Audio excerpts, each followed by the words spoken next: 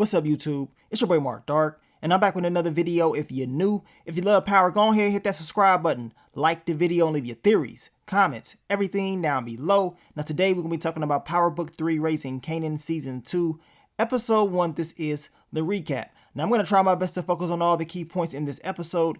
You guys let me know exactly down below what you thought about Episode 1. Are you happy that the Power universe is back? We haven't seen any Power shows since April, so I already know the Power fans, they was itching for some Power to return, so I'm glad we got to see it. Now, in this episode, we saw a lot of different things. Of course, we saw what Rock has created with this whole organization, her game plan on how she wants to expand her organization, and if she's able to do that, she's going to be even more dangerous than she is now. But we know it's going to be, some issues down the line with the Mafia, with Unique coming back, and also with Detective Howard in the picture.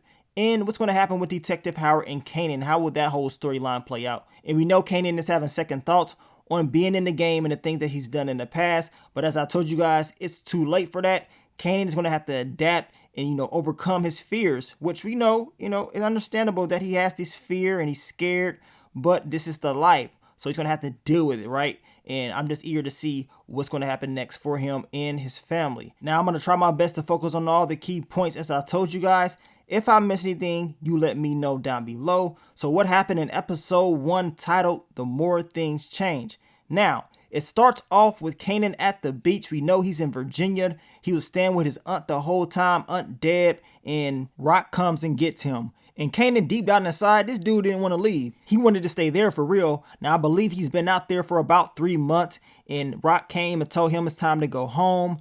Kanan, he's, having second thoughts. He is having second thoughts on what he did, and he's just wondering, like, man, should I really be a part of this? So we know him and Rock will have that conversation later on in the episode. But it was good to see them finally reconnect once again, and now Kanan has to get ready to go back home. Now, Detective Howard is getting ready to finally be released. After being shot, he got the whole bone marrow transplant.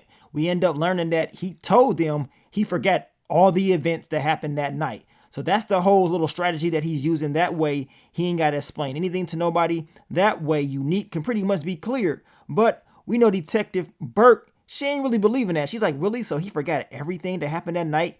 And the doctor says, well, it's strange how the mind works.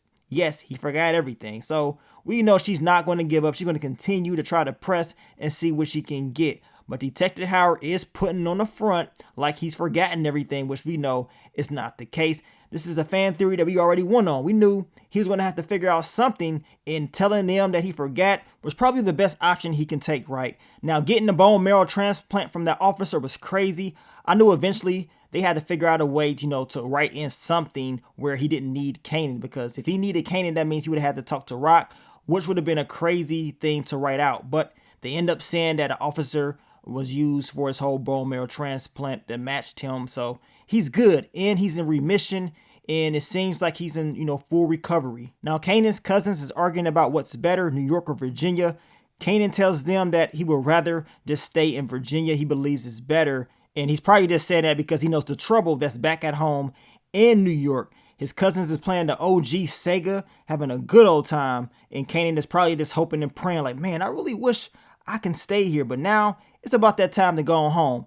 Now, Aunt Deb is telling Rock, like, look, he can stay here. You know what I'm saying? But Rock doesn't want him to stay here. She tells Deb, like, no, Kanan's going to stay with me. That's how it's going to go. Now, Aunt Deb ends up talking about how Rock's mom was going to move them down there right before Marvin went to school. But something ended up happening with her pops and her mom. So I want to know what this whole family secret is with Rock, her mom, and, of course, her father. They kind of cut it off, but I think it's something there. You guys let me know what y'all think down below. Now, Kanan does tell Aunt Deb that he loved being there. Like I told y'all, Kanan even told his cousins if it was up to him, he would just stay. And she looked at Rock like, look, he can stay here for real, but Rock ain't having it at all. Now we get to Jessica and Lulu, and Jessica is pissed off because Lulu apparently is not putting in enough work, in her opinion, when it comes to Famous, his music career. And Lulu, he's like, why should I even put in work for him when he doesn't even care? Your boy Famous done got lazy. He ain't trying to do no work for real. And Lulu was tired of it. And Lulu was like, look, I'm not about to invest my time and money to a kid that ain't trying to put in that work. And of course, him and Jessica get in an argument about, what Lulu needs to do. But Lulu ain't going for it. Famous got to put in that work. It's very understandable what Lulu was talking about. And I guess your girl Jessica, she's just going to sleep her way to the top in order to get exactly what she wants, right? Now, we get to the new character, Zisa. Lulu hears her singing over Famous's song. He pulls, up in front of her, cuts her off, and he tells her, like, look, you can sing, you got a great voice. And he gives her a card telling her she should contact him later on or whatever to come down to the studio. She was pissed off. She wasn't trying to hear it at first, but we know she ended up coming to that studio. Lulu out there putting in that work. And once she did come to the studio, we saw how Lulu was looking at her. Lulu was looking like he was in love already. What do you guys think is going to happen with this whole storyline with Zisa and Lulu? Now, we get to Jukebox. She goes to Nicole's grave site. Of course, it's very sad. We see her with the tape that says it hurts so bad. We know it's going to be a hard season for Jukebox. Still adjusting from what happened to Nicole. And I got a feeling she will get darker. We talked about Kanan getting darker, but Jukebox will definitely get more darker this season. Now, once Rock tells Kanan that Detective Howard is still alive, I told you guys last night, this man damn near pissed on himself. He was like, really? He couldn't believe it at all. Now, Rock did tell him that Detective Howard lost his memory, so he's good. And if he did remember anything, Kanan would already be arrested, so he has nothing to worry about. But you already know Kanan didn't believe in that. Y'all know deep down inside, he's like, oh man, I done messed up. Shooting this dude, he still lived. I'm screwed. So you already know Kanan is going to be all in his feelings in this episode. Now, we get to Marvin and his lawyer. His lawyer is telling him that Tony Deep Throat ain't here no more. You know what I'm saying? She got up out of here. And he tells him, like, look, you need to go ahead and just do this anger management class. Well, Marvin ended up picking that. And he's going to do this whole anger management thing. But his lawyer tells him all he has to do is go in there, sign in, and he can leave. Well, that's not going to be the case. And your boy Marvin, he stay eating. This dude can't stop eating, right? Now, it is funny when Marvin does go to his anger management class and he thought he's going to be able just to walk in and sign in and leave. Oh, hell nah. That was not happening. Detective Burke takes Howard to his home, and as soon as she walks in, she sees the file of Kanan Stark. She already know what time it is. This girl is going to be investigating, trying to figure out what happened to her partner. Now, Detective Howard, he has to continue to play it off like he does not remember anything.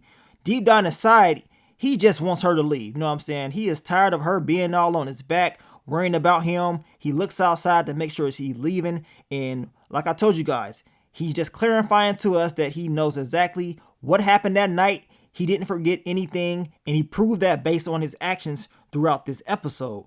Now we get to Kanan and Rock. They're riding around, they getting it. They see Rorel. He's getting hemmed up by the boys. He done got, caught slipping. And Rock don't like this. She don't like all this, negativity, all this traction near her place of business. And she's thinking about, recruiting Rorel. Of course, she does not say that at this particular time, but she doesn't like it. And she thinks it's best that keep your enemies closer type thing will actually work with this. And she's going to present that to Lulu and Marvin later on in the episode. But what do you guys think about Rorel? I don't trust him. I told you guys this earlier.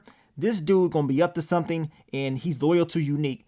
But we're going to see how it all plays out. Now, Kanan, he's just trying to go home. He ain't trying to be a part of any of this. Rock is showing him exactly how everything, has planned out on what she's, established with her whole setup with the apartments and how everything is so easy.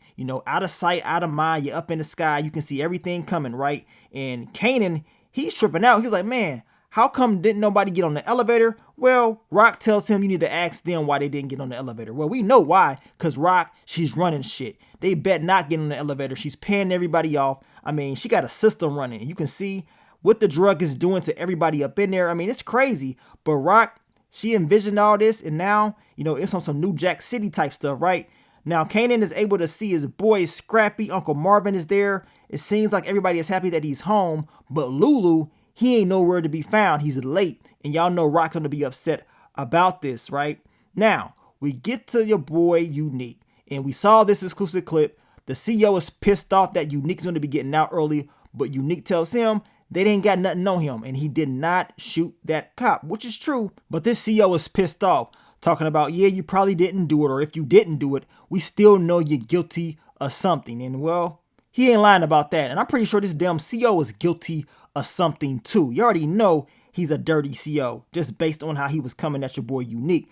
Now, Jukebox is looking through pictures. She sees a picture of her when she was a baby and her mom, Kenya. I cannot wait to see LaToya Luckett's character in the show. It's going to bring a different element to the show. And also, as I told you, I think it's going to make things difficult for Marvin and Jukebox to reconnect, because once the mom comes into the picture, you already know Marvin's going to continue to struggle that much more. And based off this episode, it's going to be a difficult season for Marvin and Jukebox to reconnect. Now, Rock is telling everybody about the game plan on recruiting Rorel. And of course, Scrappy is like, hell no, we can just go ahead and take him out. I can take him out just like that. It's easy. But we know Rock is more about keeping enemies close. All the drama, she don't want to go through any of that. And she tells Scrappy to stay away from the cards. Stop doing cards. We know Scrappy has a gambling problem. They show us like a flashback on where Scrappy won about $500 from Marvin, and they were just giving us more insight on his character. But Scrappy, he has a problem, and his problem ended up costing him this episode when he ended up getting arrested.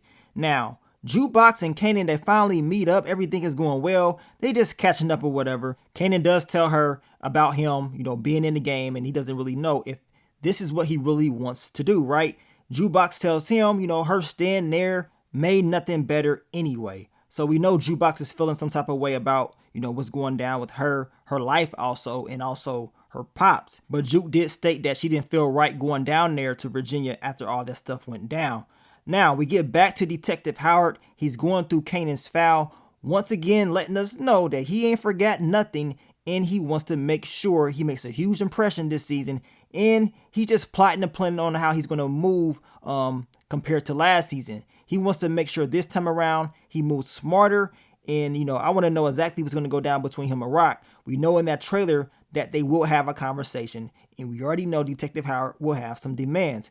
Now, Marvin, he's trying to talk to Jukebox. It's just not going to work. You're going to still have to give her some time. She's still pissed off about what happened in season 1. And she's not really giving him the time of the day. And you can tell he's kind of upset because he wants to reconnect with her. He feels bad about what happened, but we all know it's going to take some time for your girl Jukebox to get everything together and finally have, that full-blown conversation with her pops. Now we get to the family dinner, and this ain't the Tejada family dinner. Y'all know that Tejada family dinner was straight up crazy. But Rock is just pretty much telling the family, like, look, no matter what type of issues we have with each other, what type of static we have with each other, we stick together, we're a family, we're a blood, and she wants to make sure that the family is one. But we know it is some issues. Jukebox is staring at her dad. She's pissed off because she know it is some issues within the family. Kanan, he knows it's some issues with the family. Everybody is pretty much, agreeing on what Rock is saying, but we know deep down inside, they ain't believing everything, right? They know it's going to be some friction. And as I told you guys, I believe the family will be challenged. And by the end of the season, we're going to see if everybody's going to stick together. I just don't think that's going to happen. It's going to be some people getting crossed, in my opinion. Now we get to Jessica and Famous, and Jessica is pretty much telling him the exact same thing Lulu was talking about. The dude is lazy. He stopped writing or whatever. He's been smoking. He ain't been doing the things he used to do. And she's pretty much calling him out on it. Of course, Famous is talking about, I knew I should have got a real manager. I only picked you because I thought with you getting your cheeks clapped about Lulu, it would help me out. Jessica is pissed off. She couldn't believe he actually said that, talking about, you don't talk to me like that, and you're not going to find a real manager anyway. I'm telling you right now, Jessica was upset. She said, you know what? I'm going to take matters into my own hands. Instead of giving Lulu the cheeks, I'm going to give Crown Camacho the cheeks and see where that takes me. Then we get to Lulu. Of course, he's apologizing about being late and, messing up. Rock, she's pissed off. She's tired of hearing the same thing. She tells Lulu, you're doing this whole music thing, but you're not really making no money. She tells this dude, like, look, your music thing is just a hobby. This, what we're doing, this business is the money maker. But to tell him that the music thing is a hobby, that is something that he loves. Lulu was in his feelings. Y'all know he was upset when she told that man that music stuff is just a hobby. Now, Kanan and Jukebox are having a conversation. He asked her, would she ever forgive Marvin? She states that she wasn't planning on it. We know that's going to take some time. Now, Kanan does talk about why, the family didn't say anything about what happened that night he shot Detective Howard. And we know that really got to him. And he's talking about how he doesn't really think he should be doing this. He only did it to try to protect his mom, but he's realizing that it's not going to be enough, right? So he's having second thoughts. We knew this was going to happen. We knew this just based on how Kanan was acting and, the things that he was telling his moms in this episode. Now, Jukebox does state that they should have never made you do that, and it was wrong, and Kanan eventually needs to have the conversation with his mom and asked her about that night and why, she pretty much made him do that. Kanan doesn't want to do it. He's like, man, I don't want to, ask her those questions because I don't want to let her down. Now, the whole time we got Detective Howard out there snooping, watching, lurking, and he's trying to just, get information on what's going down, right? And he pulls off real slow, and Kanan, he sees him or whatever. He sees the car pull off, and he really looked like he knew who that was. And I can be completely wrong, but Kanan, his whole awareness is up. That's a good thing. At least he knows, like, man, somebody's out there looking and watching and seeing how I move. Then we get to Rock, Lulu, and Marvin. Rock is talking about expanding the whole business, taking what they got at Baisley to another spot, which is going to be, the 40s, right? And she wants Lulu to run the 40s, Marvin run Baisley. But Lulu, he got other thoughts. Lulu was talking about, well, Marvin's doing a good job at Baisley. He can run the 40s as well. Rock is like, hell nah, you're not about to turn away work. You gonna run the 40s, plain and simple. I told y'all, it's going to be some tension between Rock and Lulu. Lulu wants to do the things he wants to do. He doesn't really want to be in the game for real. So, of course, he is going to make things a little bit more difficult for Rock this season. I'm eager to see how this whole storyline is going to play out between the two because we know this is just the very beginning. Just watch on what happens down the line with Lulu and Rock. Now, Rock also explains the whole game plan to try to recruit Rorel, trying to keep enemies close, trying to make sure once Unique does get out, because he will be getting out early, that he has nothing left. All his soldiers are completely gone. His right-hand man is on their side. So we're going to see if this is going to work. I believe there's going to be some issues within this whole storyline. You guys let me know down below. Now, Scrappy had one job. Rock told this dude, look, you need to stop the cars, stop the gambling, just stop doing this stuff because it's going to be a weakness and it's going to bring a lot of attention that we don't need. But no, he didn't want to listen. The boys end up coming in there, raiding the spot, and he gets arrested. So now he's going to have to deal with this. His mom's is there and ain't looking too good for him. Detective Howard comes in. He sees Scrappy and he's probably like, man, I got to find out what the hell is going on. But he does go over, have a conversation with Detective Burke, trying to see what she's working on. Well, she's working on, his shooting and trying to figure out exactly what happened. And Detective Howard is pretty much trying to push her off of it. Like, look, you don't really want to be doing that. It's a little bit too much or whatever. He's pretty much just trying to, not get her to do it and not get her to dig, because we know she's eventually going to find out exactly what really happened, and Detective Howard does not want that at all. I don't know how long this is going to last, but as of right now, he's doing a hell of a job to, switch things up on her. Now, this guy right here, I believe his name is Marco Boselli, and he's supposed to be the son or at least connected to Sal Boselli, which we know is the head of the whole mafia thing. So Unique going in there, getting in the fight with these guys pretty much saved him because they was about to take that dude's manhood. You already know what was about to happen up in there. Unique goes in there and he ends up getting into a fight and he throwing hands. Unique in there dropping cats off. He ain't playing around. I mean, it's fun for him. At a point, I was like, man, Unique's going to mess his release up by getting into this fight. But the guy ended up saying, Marco, he ended up saying that those guys started it and they was trying to jump him or whatever. So Unique still ended up getting out, which was good. I really thought he's going to be locked up longer, but him getting out is going to spice things up. This way, Rock's going to have to, react very quickly because Unique is out back on the streets. And I believe that this whole mafia connection is going to help Unique out in the long run, because once this guy does get out, he's going to go back to his family and tell them what Unique has done. That way, Unique is going to probably have an ally once he is out there and he needs some type of leverage. Now, we get to Rock, Symphony, and Kanan. They're having a good old time. At least, the little time that they did spend together. And, Rock, she's smiling or whatever, but she knows this is not going to last. She knows eventually she's going to have to say goodbye to Symphony. I told you guys, I just hope we get to see more of his character, because deep down inside, we know Rock really likes him, and her and Kanan learned a lot from him. Now, we get to famous Lulu, Crown Camacho, and of course, Jessica is in the building. And Lulu's like, look, this dude needs to work. We can't keep playing around with him. We know Jessica is talking about how they didn't really market Famous like that, and that his mixtape is dry. They need to start from scratch, and Famous needs to put in more work. They need a better bet, pretty much. And Lulu says, speaking of a bet, he brings in Zisa. This is his game plan. This is his strategy. He believes that she is the new, talent that's going to bring them or take them to the next level. Famous sees her. He's like, man, who in the hell is Zisa? Well, she's the new artist that's about to bring all the attention to this record label. And we know your girl, Jukebox, is going to have an issue with that, in my opinion. Now, Symphony is telling Rock, like, look, Kanan is scared. I had a conversation with him when I was taking him down to Virginia. And, you need to really watch out for him.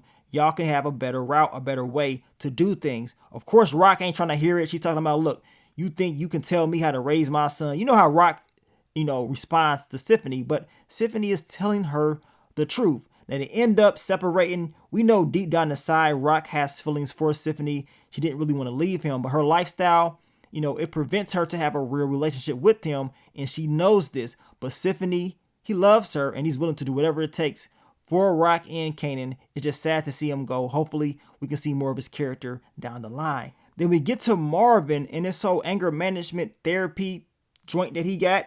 He thought he was going to go in there and just sign in the lead, but no. Miss Renee ain't having it at all. She tells him, like, no, you need to stay. Matter of fact, you need to just sit your ass down. If you don't, I'm going to let the courts know, and most likely they're going to send you somewhere else, another place that you're not going to like compared to this place. So what do you think is going to happen within this whole storyline? I believe Marvin and her will hook up down the line eventually once they start to know each other a little bit more. So what do you guys think is going to happen? Then we get back to the studio, and Zisa, she's in there singing. She's killing it. Your boy Lulu is happy as hell that he got a new artist. He feels like she's the one that's going to take this record label to the next level. Now, he was looking at her like he was in love, y'all. This dude wanted to make some studio love with her on some T-Pain type stuff, the way he was staring. And he tells Jukebox, like, look, she ain't no joke, is she? And Jukebox is just looking like, yeah, okay. She must not know who I am. Like, I'll show her who ain't no joke. I believe Jukebox is going to take this personal, and I can see some friction in the air this season between her and Zisa. You guys let me know exactly how you see this all playing out. But it is good to see Jukebox has some competition. Me personally, I think Jukebox is way better than her, but we gonna find out how they're gonna play it out this season. Now, Crown Camacho ends up smashing your girl Jessica. Jessica said, you know what? I'm gonna sleep my way to the top. I'm gonna get what I want. Crown is telling her that it's a job out in California. I think it's like a manager job that she can have, junior manager or something like that, out in California, and she can take it if she wants. And Jessica's talking about, well, she doesn't have too much left here, and we know Crown, he ain't doing nothing. He's thinking he putting in work. He ain't making this girl do anything. She's just looking like, okay, it is what it is. I don't really care about what you're doing. I'm just trying to get to the top, right? What is Lulu gonna do? Jessica stated that if Lulu finds out, he's going to kill Crown Camacho. Of course, Crown is talking about Lulu needs him. He ain't going to do that. Well, we're going to find out. I don't see it ending well for Crown. I know he will try to step up. And I'm talking about as far as letting Lulu know he ain't going to bow down to him this season. And I know that just based off the official trailer. And I'm very eager to see how this whole storyline is going to end. But Jessica getting her cheeks clapped, I guess that's something that she's going to, continue to get used to, because out in Cali, you already know they about to run through her. And I guess we can officially say that Jessica is for the streets, just based off her actions alone in this episode.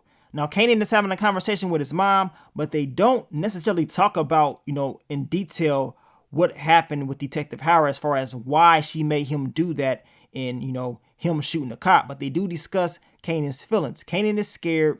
He doesn't feel like he can protect his mom anymore based on what happened, and he doesn't really know if he really wants to do this.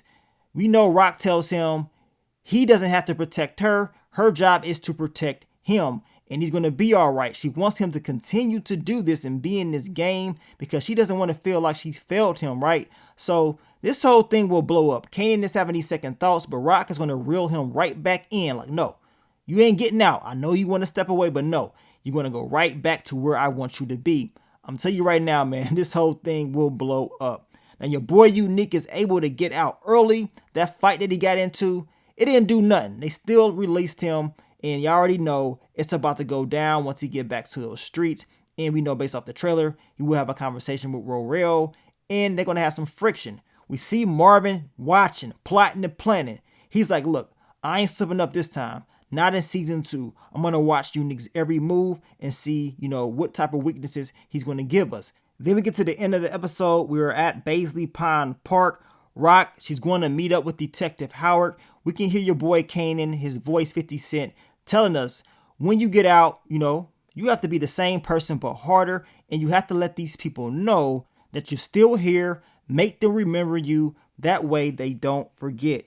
So we know Detective Howard and Rock will be having this conversation, which will happen in episode 2. And I want to see how they're going to introduce the Boselli family, whatever, the whole mafia, and how that incident with Unique when he was locked up with Marco is going to play in his favor. You already know there's going to be some issues going, but that incident definitely worked out in Unique's favor. And once Rock does have that conversation with that mafia family, it's not going to be pretty. We know she's going to have, some more issues coming her way. And what's going to happen with your boy Scrappy? He looking like he about to fold, man. I hope Scrappy doesn't. But man, Rock is talking about how she don't know how he gonna move, and he knows a lot. He can put us away. So they're gonna have to deal with that dude because she cannot afford for him to, go in there and step up and give up some information. But we're gonna see how everything plays out this season. You guys let me know, man, what did you think about the season premiere? I thought it was solid. I told you guys, it felt like a movie. I love the build up, the development of all these, characters and their storylines. And I think season 2 is gonna be straight up fire. Now, we'll be dropping the what to expect for episode 2 tomorrow, so I want you guys to stay tuned for that. But I want to thank you guys once again for all the love, all the support, and I will catch y'all very, very soon. But let me get up on out of here, man. It's your boy Mark Dark. I'm out. Peace.